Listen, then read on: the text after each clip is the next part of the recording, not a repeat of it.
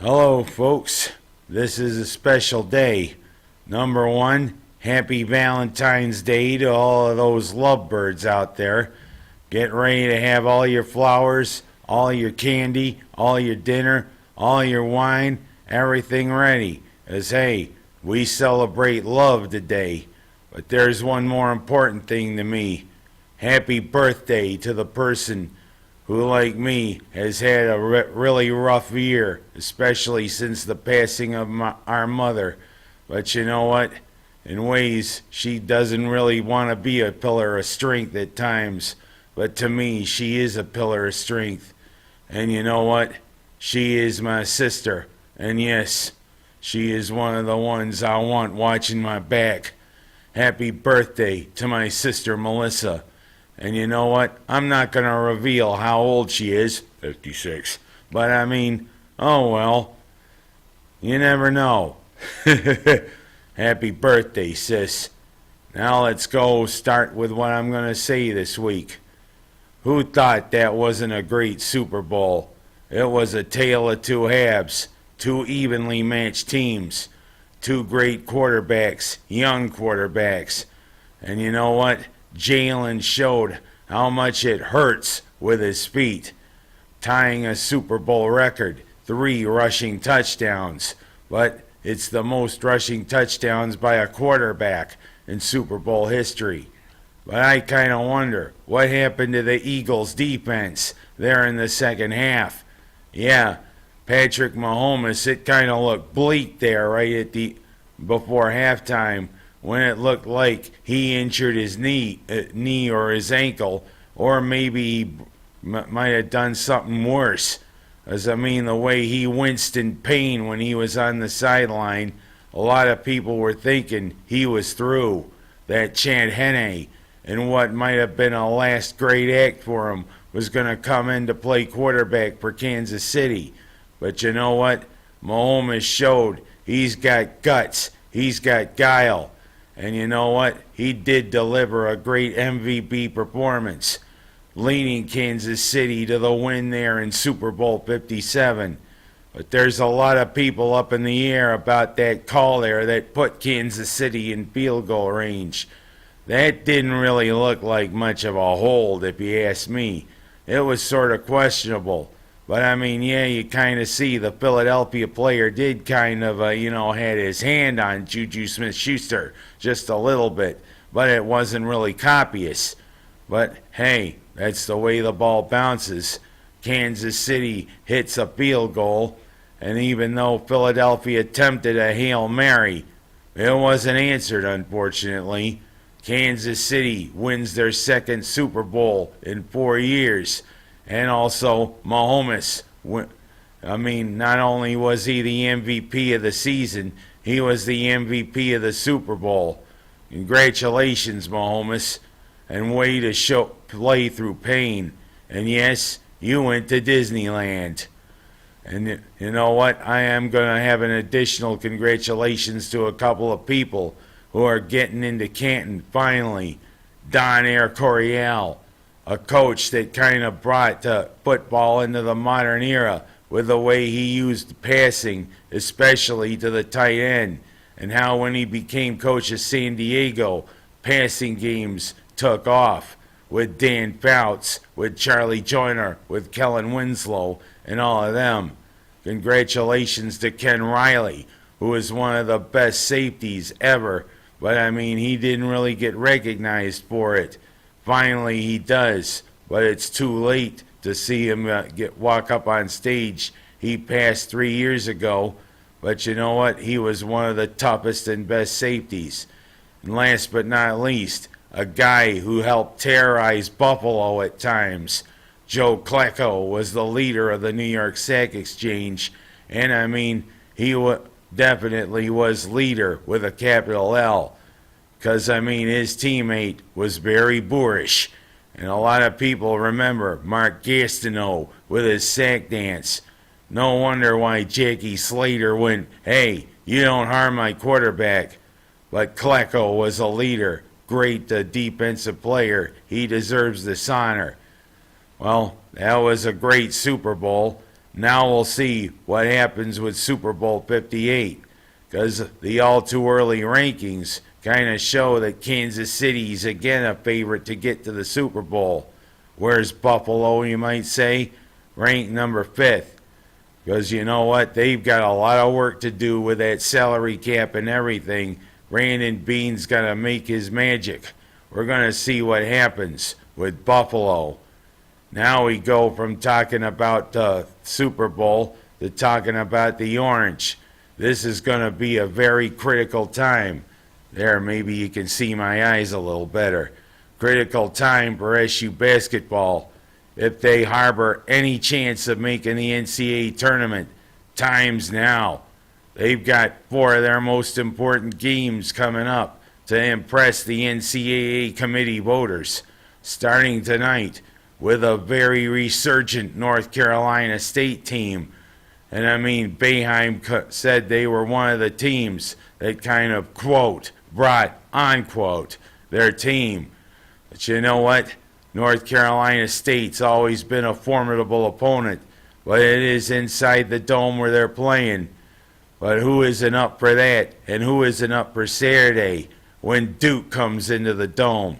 Even though they're no longer led by Mike Krzyzewski, it's still Duke. And of course, next week, Clemson and Pitt. Any combination of victories over these opponents can help impress the NCAA voters. But you gotta wonder where their head is at. And maybe you gotta wonder, is Boehiem gonna start saying stuff that's gonna get him the ear with a lot of people again? Because Boehiem did raise a lot of ear, and a lot of people are calling for him, hey, resign. You know what? I think Boehiem definitely has earned the chance to not resign, but retire on his own terms. I feel he'll be back as the coach of Syracuse next year. But I mean, these next 4 games definitely will form a lot of opinions about him. And I mean, Boehiem cannot say, without Jerry McNamara, we wouldn't have won 10 effing games. Of course, McNamara is an assistant coach. And if you ask me, probably the heir apparent to Boehiem. It's going to be an important stretch for Syracuse these next 2 weeks. Let's go Orange. Now I'm going to go from talking about the Orange to talking about local hoops. Next week is when sectionals start ramping up, and we get to see what happens with the local teams. On the boys' side, Waterloo definitely was much improved this year. But the thing is, they've kind of tailed off the last few games. They can't really do that going into sectional play, because it kind of looks as though they're going to have a quarterfinal match. They don't exactly get the bye out of the first round.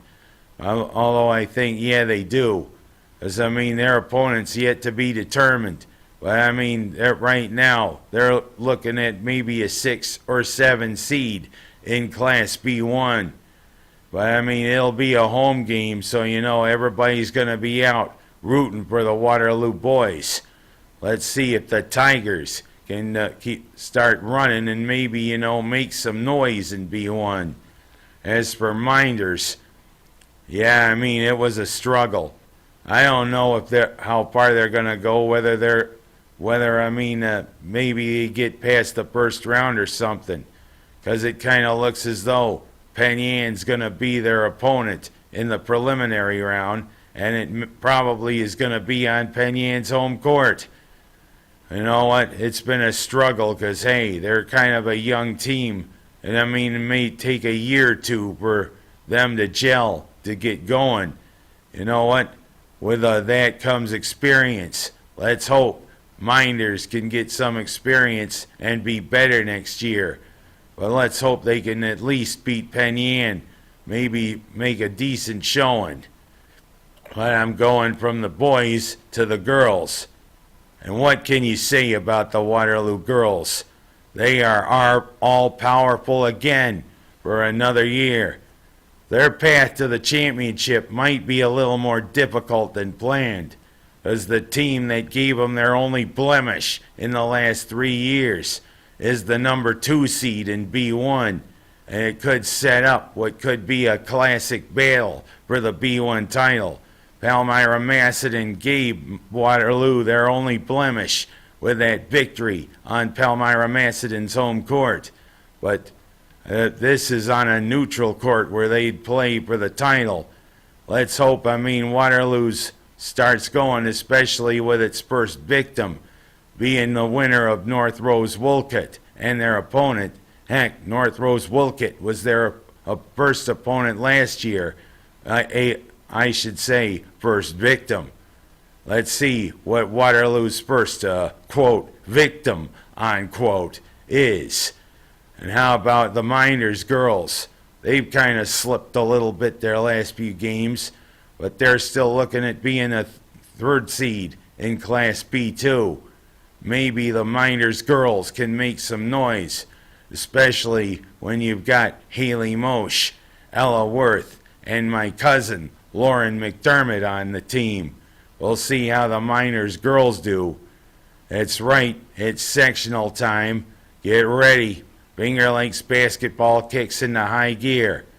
I'm going to close with a couple of quick stories. It was the Super Bowl, but you know what? Are you ready for some football? Yep, Dwayne "The Rock" Johnson resurrected the XFL, and he took over from the McMahons. So guess what? Football's back. The XFL for at least the next 2 months, and then the USFL starts back up in April. And there's going to be football all the way through June. And then a couple weeks after the USFL ends, guess what? The CFL starts its season. Anybody who loves football on the continent of North America is probably in 7th heaven. But how much is enough?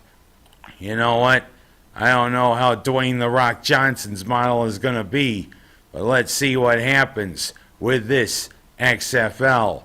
And firsthand, I will say, I saw how the skyline of Syracuse is going to change. They put up the letters to the new sponsor of the Dome.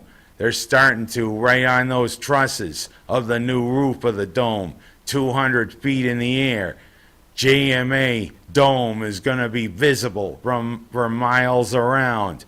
And you know what? I'm kind of wondering, where's the 5-man electrical band in all of this? Are they going to get ready to play?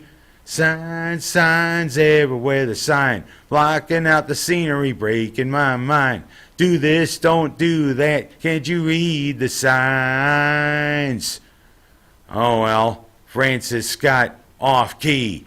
It's been 30 years since Carl Lewis blew the national anthem, and I'm not going to have Charlie Steiner laughing his head off at that. Oh well. Well, you know what? It's going to be an exciting time as basketball moves toward the postseason in colleges, towards sectional time with the high schools. And you know what? Let's hope Mrs. Caraballo rocks Mama Chic again. Nobody can wear leggings with Keds, Vans, but they're similar looking, like she can. She's bringing 80s style back, folks. I'm Ken Haas, and that's my story this Valentine's Day.